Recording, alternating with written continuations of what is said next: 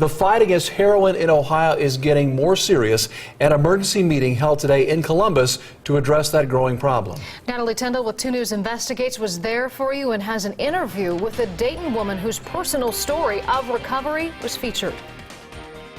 Hundreds of people made the trip to Columbus for this emergency meeting, showing just how big of a problem heroin is across the state.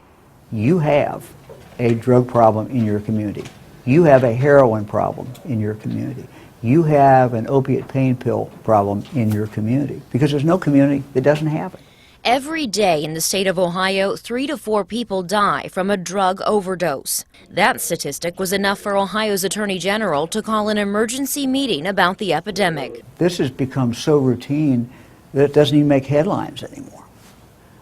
We have some cities in this state who will lose 15 people over a weekend. This church in Columbus quickly became a meeting room where hundreds of law enforcement leaders, addiction specialists, and other professionals gathered to share ideas on what's working and what still needs to be done in the fight against heroin. There are panels on everything from detoxing in jail to getting communities more involved in the fight.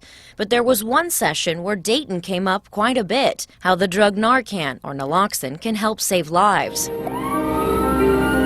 There was even a video shown to the crowd of people that followed the Dayton Fire Department as they responded to an overdose call and used naloxone.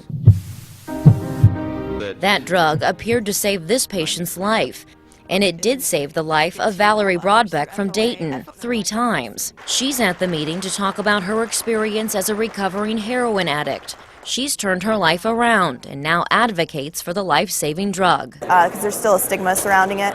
People believe that they're just enabling the person to keep using if they're giving them Narcan, and I'm here to stand up and say that a life is worth saving, and you never know when somebody's going to get it and get clean.